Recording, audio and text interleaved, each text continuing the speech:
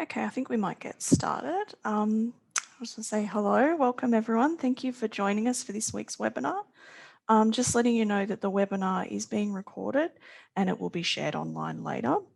So my name is Jessica Birchall and I'm part of a team of 4 research liaison librarians that provide support to HDR students, and that is the topic of today's webinar.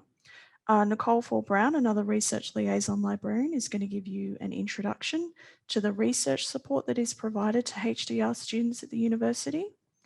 So before we start, I'd just like to do an acknowledgement of country. So I'd like to acknowledge and respect the Pambalong clan of the Awabakal people, the traditional custodians of the land on which this campus of the University of Newcastle is situated. And I'd also like to pay my respects to elders past, present and emerging. So without further ado, I'd like to hand over to Nicole. Thanks, Nicole. Thank you, Jess. Right. So as Jess said, my name's Nicole. I'm one of the research liaisons. So Jess will be helping out with today's session. So if you've got any questions as we go, do feel free to pop them in the chat and we'll answer any questions you've got as we go along. Now, the main focus of today's session will just be to provide you with an overview of the types of services we as the research liaison librarians can offer you as HDR students. So what I'm going to do is run through a few slides and which will talk about each one of those aspects, and then I will show you a bit of information on the library webpage. While I do that so that you can see my screen properly, I'm just going to turn my camera off. Okay.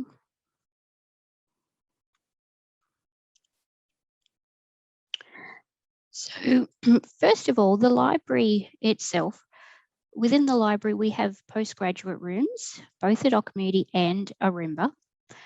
These are both accessible via your swipe card, so your student card, you just swipe that to enter both.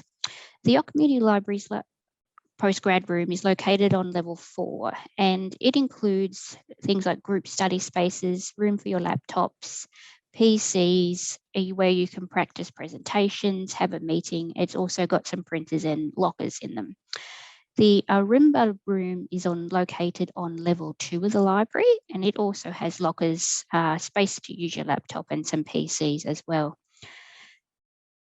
And as a postgraduate student, you can borrow a variety of material from the library, some of which you can borrow for up to 4 weeks. I'll show you where the detail is on how much you can borrow as we move on to the web presentation part.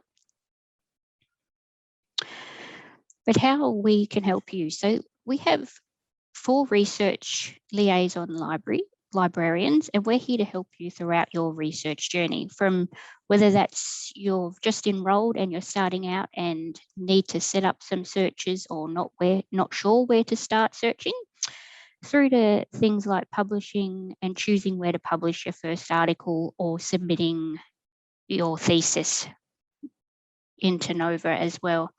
So we can provide you with one-on-one consultation where you can email us and make a booking, or we can do group sessions if you're working in group with group projects, or we can come to classes at your academics request as well.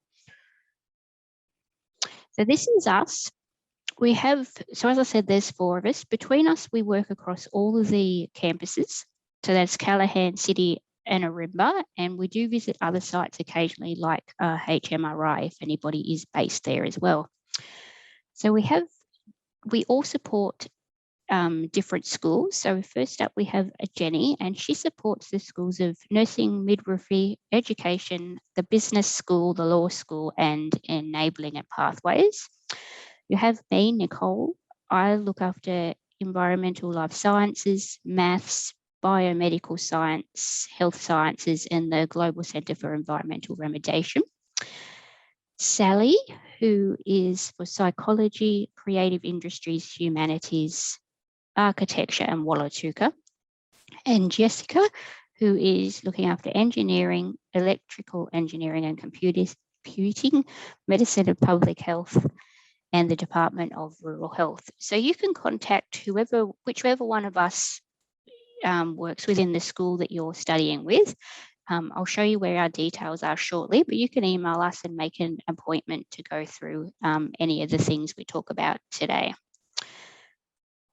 So moving on to what we can actually provide support with.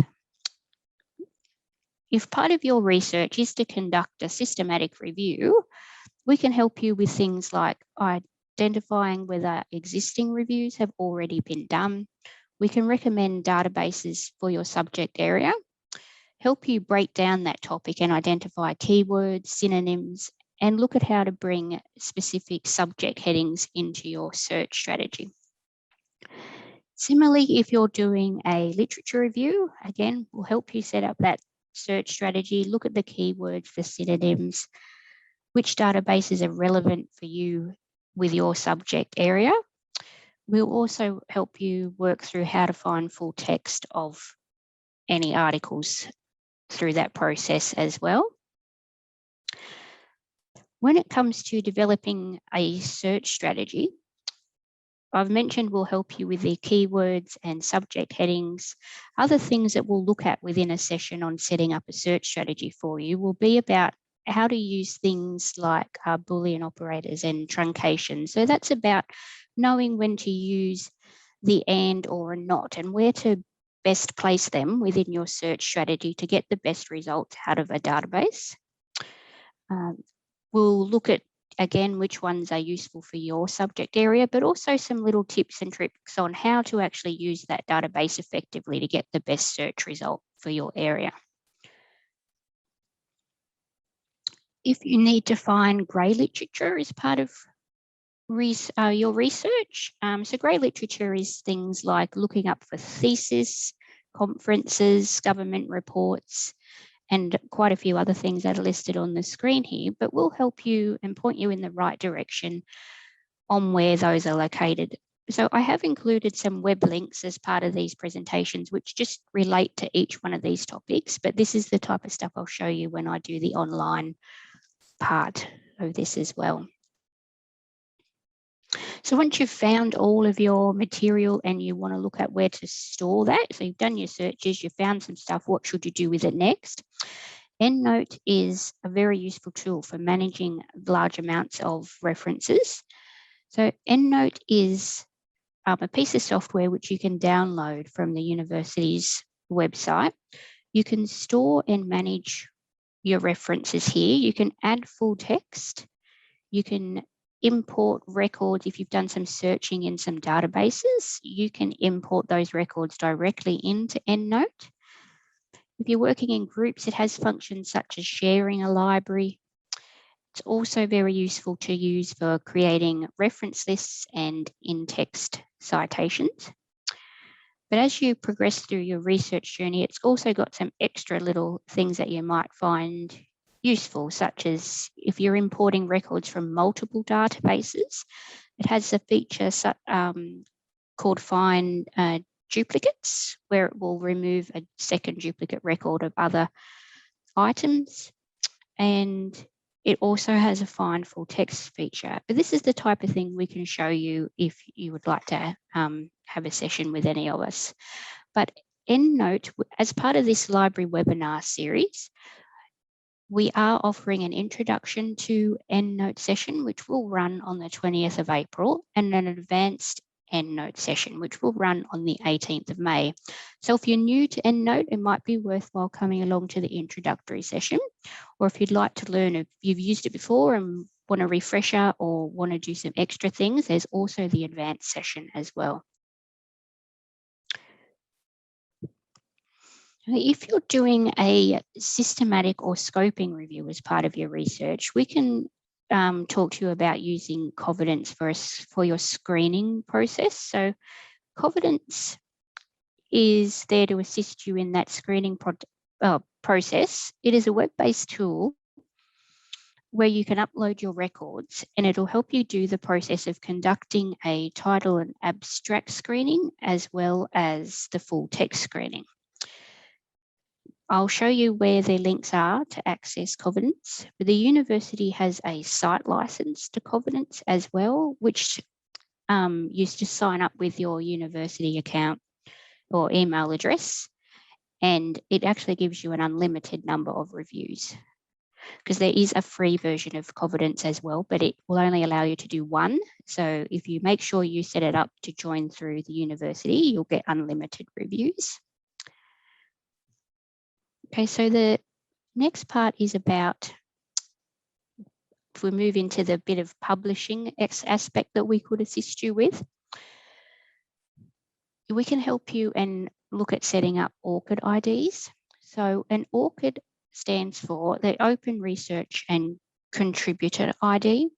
You can register to obtain an ORCID, and this gives you an identifier that you can sign to any piece of work that you publish. So it enables you to distinguish yourself and your research activity. So it's assigned to everything so that all your research is grouped there under that one ID, but we can work through and show you how this works as well. If you are looking at, as I said, looking at publishing your first article and you're not really sure where to go about that, we can help you identify the best outlet to do so. We can talk about things that you should consider when you're looking to publishing your article. We can look into which resources will provide you your publishing to be open access and why that's important, and quite a few other things that sit within that realm of where to publish. And we can also look at how to interpret journal rankings, which will tell you the order in which your journal you're choosing to publish in is ranked, and how we can identify those that are relevant to your subject area. Other things are like, if you're looking at keeping up to date, we can look at saving your searches you've done in databases, and you can set up alerts for if new material is published and would be added to that search strategy. You can receive an alert about things like that. You can set up table of contents for journals. So if you've got favourite journals in your subject field, we can show you how to set up an alert so that every time one is published, you'll get the contents list to your email. And there is citation alerts as well. And look, there is a lot more that we can talk to you about in terms of your research. So there's things like research impact and analysis. So if you've already published an article or you've done a lot of articles, we can talk to you about how to assess your work's impact and the tools that you could use to actually gain this information. We've briefly mentioned open access, but we can show you a little bit more about that as well.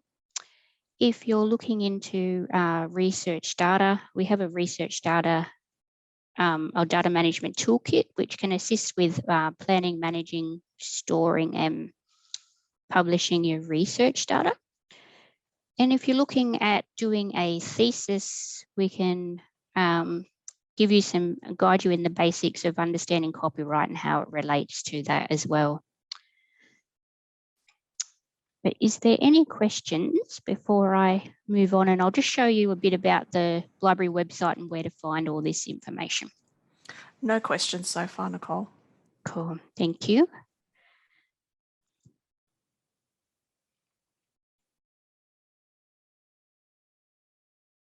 All right, and I'll just check, has the Uni Web Page come up okay? Yes, it has. We can see it. Thank you. Okay, so if we navigate to the library homepage,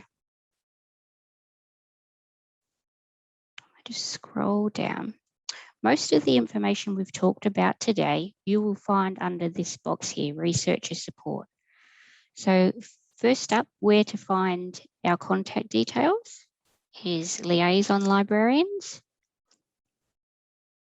And if we just click on Research Liaison Librarians, you'll get all of our details listed by school. So if there's a lot of information that I've covered that we can help you with today, but if the one thing you know is that you can just contact us for any more further assistance in any one of these areas, to come to this page and just send us an email, and we will be in touch to organise a meeting and walk you through any of these processes that you've heard about today. So that is this page.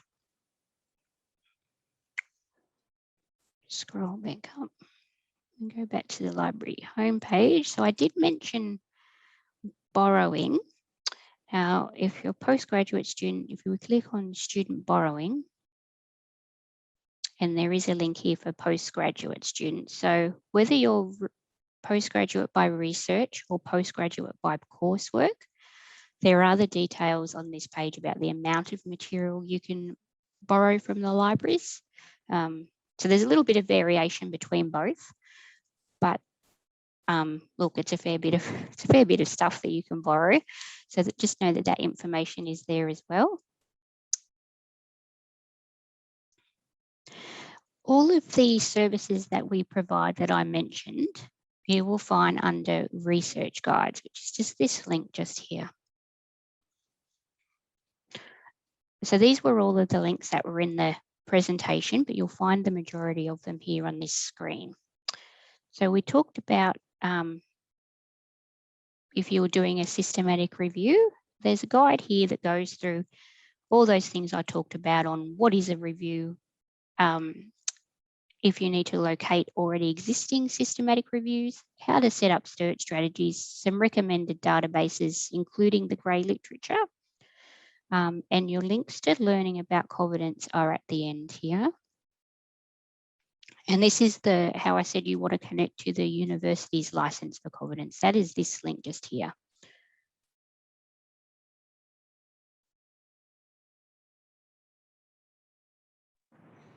Just wanted to point out as well that there is a workshop for covenants coming up on the 12th of May. So anyone's welcome to register for that. So if you want more details for that, feel free to contact one of the research liaison librarians and we'll give you information about the covenants session. Yes, great, thank you. We have literature reviews. So if you're doing a literature review, there's a great guide here on where to search databases that will give you that aspect. Critical reading, writing a review. You simply just click on the headings and it'll load that extra bit of detail that you can have a look through. So there is literature reviews in general, but there is another one for grey literature as well. So again, that links in here into this reviews. So you've got, they all contain some links about where you would go to find grey literature. So that's just down the bottom here.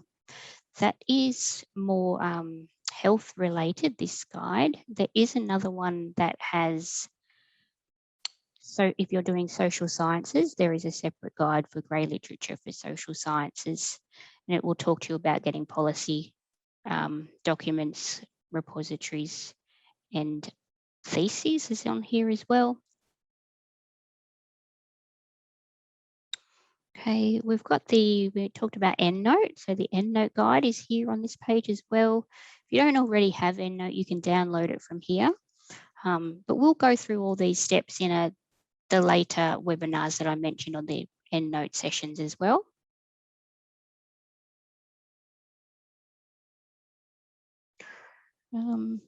We've got alerting services. So those things I talked about where if you want to set up a table of contents alert, you want journal or citation alerts, information on all that lives here as well. We mentioned open access. On the side here, you've got, if you're at the point where you want to set up an ORCID, that link is just here on the left. Okay, and it gives you a little bit of a video about what is ORCID, and we'll step you through in the 3 easy steps there about how to register your for an ORCID.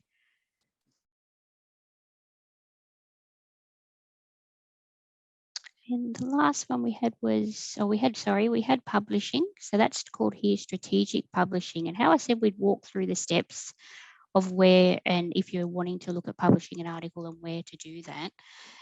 All of these links within this guide step you through that process, but we're more than happy to sit and work through this and talk about this with you. And lastly, we've got the thesis. So this covers if you're looking for thesis, whether they're Australian, international, but there's also a link here on the end about submitting your thesis if you're at that point in your PhD as well. I just want to go back to the library homepage.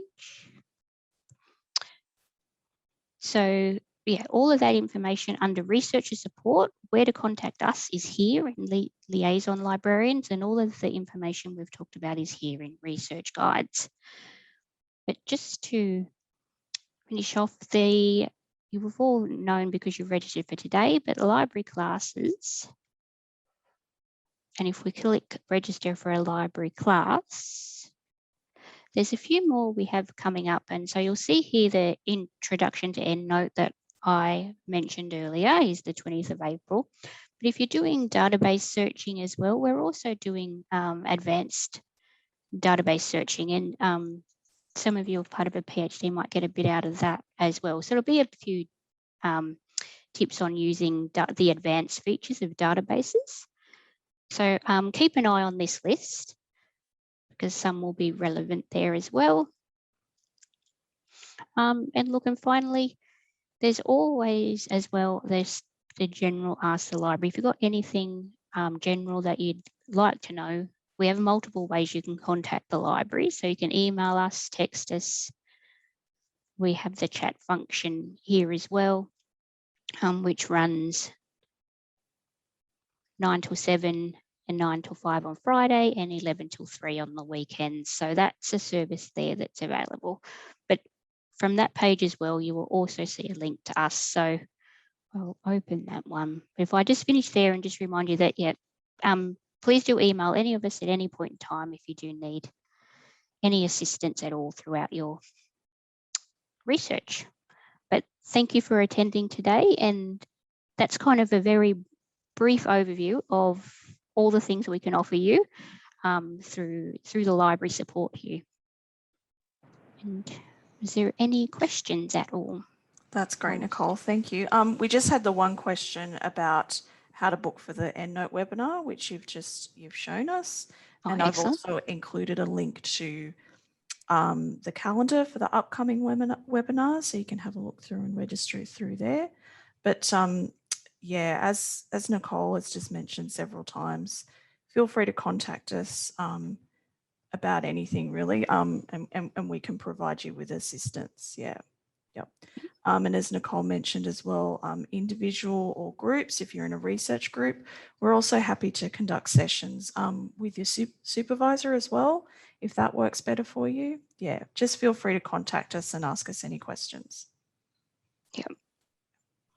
So if there's no more questions, I think we can wrap up. Okay. Yeah. Yep, great. Well, yeah, thank you for attending, and we will hear from some of you soon. Thank you. We will. Thanks, Nicole. Thanks, everyone.